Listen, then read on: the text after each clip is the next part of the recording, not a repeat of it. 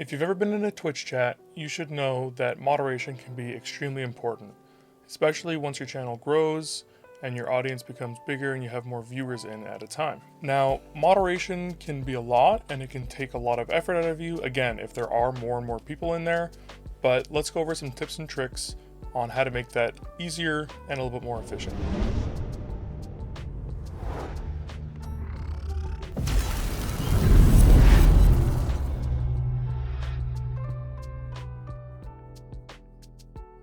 Hey, what's up everybody? Dimitri of Caddac Gaming here, and today we'll go over how to become a better moderator for either your chat or somebody else's. If you end up finding anything in this video helpful, I'd really appreciate it if you liked and subscribed. It really helps me out. And let's just hop right into it. So first up, we're gonna go over some things that are in the Twitch chat itself that make it a lot easier. The first thing is you head down to your cogwheel here and you wanna turn on the show mod icons. Now what this will do is it'll show 3 symbols beside everybody's name other than your own. It'll allow you to quickly ban them, time them out for 10 minutes, or delete the message. This is really helpful. I use this to get rid of those bots that come into my streams and ask me if I want to be famous and spam something. Just quickly ban them, it deletes the message, gets them out of there, really easy. Now the second setting that's really important is coming over to the chat appearance section and turning on timestamps. What timestamps will do is it'll allow you to see when the messages were sent, which makes it really easy, especially for someone like me where my chat's a little bit slower. It allows me to see when someone sent that message. If I take a little bit too long to reply, I notice the time is different, I will apologize or say, hey, sorry I didn't get your message right away, thanks for hopping in. Or if it was a question, I try to answer their question as quickly as possible. I personally really enjoy having those timestamps. Now, also in the Twitch chat, if you click on someone's name, you'll have the ban, timeout, and unmod, or if they're a moderator, sections here. You'll also have the purge, which will purge their last message, and again, timeout, 10 minutes, 1 hour, 8 hours, 24 hours. And you'll be able to see their messages. So if you click this button here, you'll be able to see all the messages that they've sent in your chat. So if you want to check something, this is a really easy way to do so. Now, if you're a moderator in somebody else's chat, you also have access to the moderator view. I would highly suggest you use this. It makes things really easy, and I'll quickly go over that. So if the streamer allowed for the mod view to happen, you just come down here to the bottom corner, you click on mod view. It'll take you into the mod view section. You can customize this just like your dashboard. You can move things around. You can see mod actions. You can see the auto mod queue. You can see chat. And then if you click on the names here, you'll be able to see everybody in the chat. And if you click on a name, it'll replace this section with all their messages, which is really nice and really helpful. And it is a really great tool. So I highly suggest you take advantage of this if you're moderating somebody else's chat. Now we'll quickly go over the moderation settings directly in Twitch. So to do that, you just go ahead to your settings and then you go to moderation. Here, you'll be able to select the rule sets, block terms, and permitted terms. So the rule sets are just being able to do no filtering, less filtering, some filtering, and so on and so forth. I have mine all on less filtering because I like doing a lot of the filtering myself and not allowing the automod to do it. I also use my Stream Elements bot to do a lot of the other moderation, so I use the auto mod as little as possible. For example, blocking hyperlinks also blocks anybody trying to post a clip. If they've clipped your channel and they want to show you something funny that they just clipped, they will not be able to do that if block hyperlinks is on. So I use Stream Elements to block links, and then I whitelist the clips. I'll show you how to do that in a few minutes. If you want a mod chat delay, this will allow, if your chat's really fast and really busy, it'll allow your mods to see messages for a few seconds before going out to the rest of the stream, so that if there's a lot of crazy stuff going on in your chat, it gives them a little bit more time to react. If you feel like you need it, go ahead and use it. The chat rules are what would appear on a chat when you're entering it for the first time. When you click on it and a little pop-up comes over top and you have to agree to it, that's what these are. So go ahead and make it something fun and simple. Unban requests are something that allows somebody to request to be unbanned from your channel. If that happens, I very rarely ban actual people. Most of them are bots, so I don't really have to use this that much. But in some of the chats that I moderate, these happen quite a bit. So decide if you want to use those or not. I have it on. I mainly use it just in case I ban somebody who didn't have to get banned, or one of my mods banned somebody that maybe I don't agree with. I can take that off if they request it. So I just keep that one on, pretty simple. And here's that setting for allowing the mod view and the moderator tools in the chat. So this one is super nice. I would always keep this on unless you have some kind of vendetta against your own mods.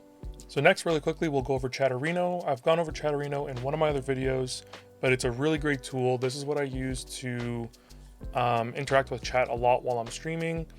I have a couple of windows open so that I can also check other people's chats that I moderate while I'm streaming, just in case. A really great tool, and you can create your own little buttons, just like the Twitch channel ones in the Twitch chat. You can create your own custom ones right within Chaturino, and it's really awesome. So to quickly get to the settings for the moderation, you can right-click the sword. It'll bring you to the settings here. You have logs, you have the moderation buttons, which I was just mentioning, and then you have user timeout buttons, which are really nice to have. To add a moderation button, you go to add, and you can go ahead and change this to whatever you want. They give you some examples, and they give you a whole list of ones that you can use by going to that link. So enable to see those buttons, you have to enable mod mode on. So that one's important, make sure that sword is green. And then if someone were to type in my chat, so let's shout out myself, you'll see here I have a 5-minute timeout for stream elements, and it'll appear beside anybody, and you can add a whole bunch of them. They're very simple, very easy to use. Just like Twitch, you can also click on their name. You can get a few more options, like being able to unban them, more timeout options. You can unmod them if you wanted to from here.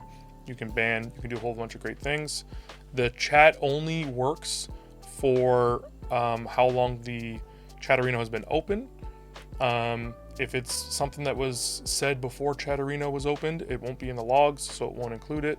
So that's why I prefer using the chat logs that are a part of the Twitch chat, but I use Chaturino for almost everything else. Now, no matter what bot you use, whether it's Nightbot, MooBot, Streamlabs, or Stream Elements, these will all be very similar, but I'm just going to show you here with Stream Elements because this is what I use on a daily basis. So if you come down here to spam filters, you'll see that there's a whole bunch of different ones here. The only ones that I use are link protection and ban words. The link protection is how I allow clips to be posted, but not anything else. So if you come to the link protection, I have the timeout set to 0. So if someone posts a link, it'll just delete the message. It won't time them out, which is really nice. And then I have it so that anybody VIP and above, so VIPs and mods, are immune to having their links deleted. I trust anybody that I set as a VIP, so it's not a problem. You can also set a custom message.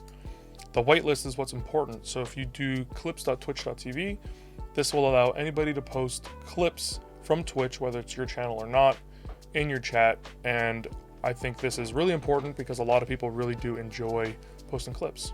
The blacklist just comes with harsher penalties. So if you decide you want to add something with the blacklist, you can go ahead and link them there. Now, if you wanted to, you can enable these other things like caps protection that, will time somebody out if they've typing too many messages with all caps. You also have email protection, which I think is kind of silly. One of the pieces of Twitch culture are emotes, and I think that banning people for using them is kind of silly and dumb, so I wouldn't suggest turning that on.